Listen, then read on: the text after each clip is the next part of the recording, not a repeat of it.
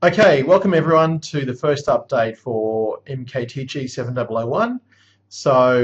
During the semester, I'll try and put updates online for everyone to follow where we're at in the course and any sort of news or admin or questions I've been getting via email or through the on-campus discussion. Okay, so let's get to it. Let's get to the first part of what we're looking at today. And yep, my computer's not working. Now it is.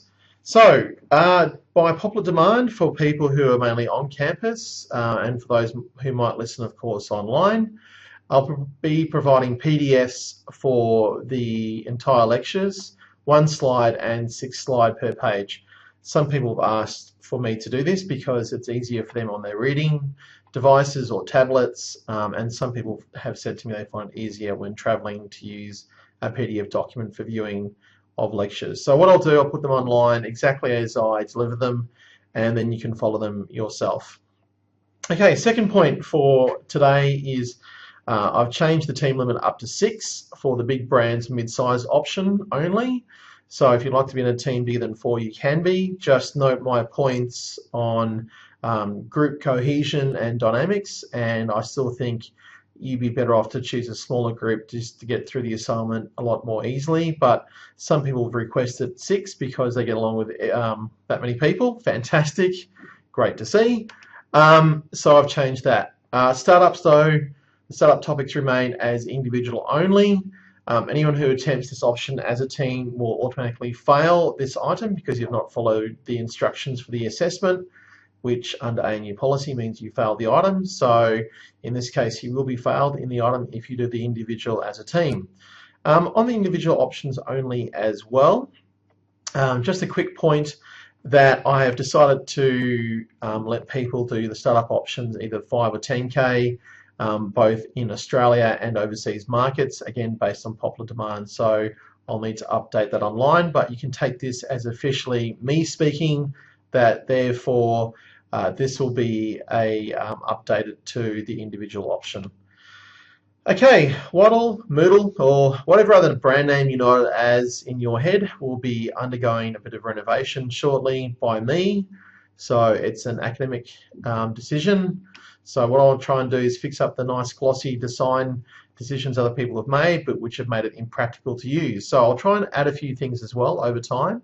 Keep checking on things like the article critique. I might put up some documents to help you do one of those, but they'll be online and fixed up, and I'll try and add the PDFs in a certain section for the seminars so you can find them quite easily. You won't need to log in week by week by week. I'll put them all under one heading, and that way they're easier to find and use. But please let me know if you have any questions at all about how the Waddle site looks or feels or is working or not. I can't guarantee I can change everything. I'm a marketer, not an IT guru, but I will do my best to try and make things look and feel and be more practical and realistic from your perspective. So please let me know. Be nice at the same time, be gentle. It is a learning experience for the people who've done this.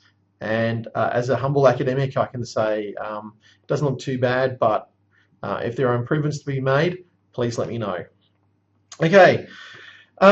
Listening to lectures. For those people who turn up on campus, you want to have an on-campus session. So if you do turn up, please listen to what I say in them.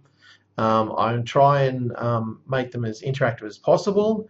That said, they are a lecture/seminar. It can be hard to get interactivity and engagement happening. Obviously, it's more of a mass communication device, and that means it's one way of communication, but I will do my best to make them more interactive and engaging.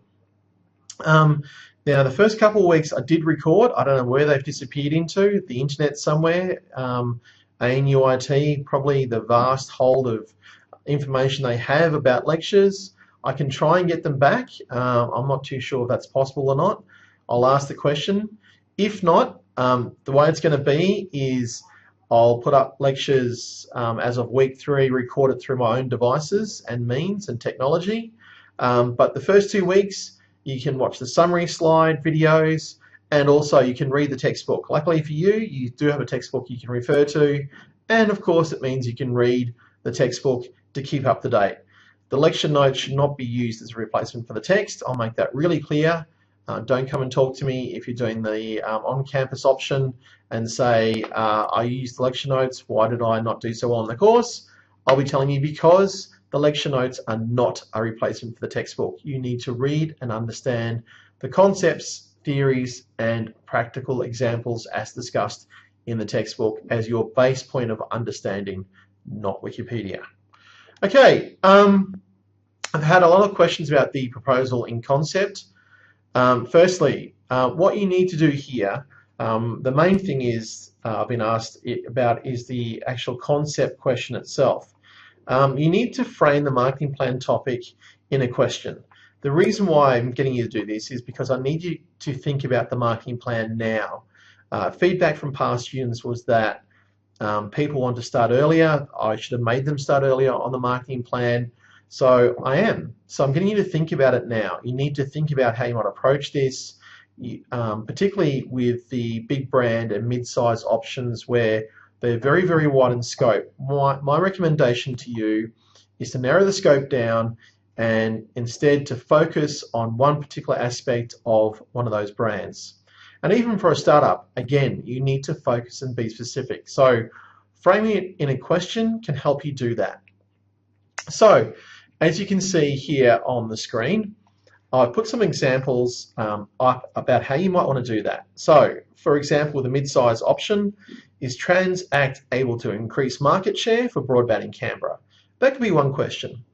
Or for a startup, it could be something like, can a startup that focuses on supplying coffee and donuts only, coffee, donuts, survive in the ACT? My answer would be yes, but hey, what do I know? All right, so hopefully that clarifies what I'm expecting in terms of a question being framed. So maybe it gets you now thinking too about your topic differently for your assignment for the marketing plan.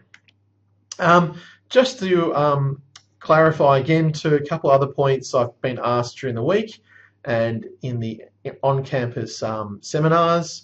I've been asked about teams who might do this. Obviously, if you have a team of like 4 or 5 or 6, there's one team of 6 already in the unit, but then what you might be finding is that you duplicate that second part of the assignment. That is fine. It'll be popping up on Turnitin as an item of note. Don't be alarmed. The way I see Turnitin and use Turnitin is contextual. I don't really worry about it when it's this sort of item and you might be duplicating each other. I do worry about it though when it might be relating to other parts of assessment or the work being handed in or submitted. So it is contextual in use. But just to clarify, if you find yourself cutting and pasting the second part on the marketing plan topic with that of your group members, then I understand. Obviously, if you're not doing it as part of a group, you're an individual, this is no issue at all. And also remember too, the first part where you talk about things in your individual context, your individual strategy, you need to think out. I've also been asked by people they haven't really thought about how they're going to decide the work or divide it between their group members or what part might be allocated to who. Well, this is the whole part of this assessment task is that you need to start thinking about that now. You should not get to week 12, on the semester, week 10 or 11 on the course outline, and start thinking that's a good time now to do the marketing plan. Again, based on prior student feedback, you need to start doing this sort of thing now when it comes to allocation of work, who's in your team, who's doing what. It'll make it a far more enjoyable piece of assessment and one you can really get your teeth into. So hopefully this has clarified things. If you have any other questions at all about the course or how I'm going myself, please let me know. I'd rather know now than wait until the end of the course. Thanks for listening to everyone so far. Thanks for your feedback as well. I've had some positive feedback and that's really nice to hear. And look, on making improvements, I can do what I can do. I can't promise everything, but please again be patient. If you pass on something to me, just remember ANU allocates me 2 days a week on teaching activities and time. And so you're in with that with my undergrads. It's what I have to work with. It's what I'm told to do. So please be patient. And for everyone who has been patient so far, thank you very much. For everyone who's given me feedback, you're not annoying me, you're providing valuable feedback for the course, I'd like to say thank you to you as well. Okay, that's all for this update. I'll talk to you all again soon, and stay tuned to the channel for any further news and updates. Thank you and goodbye.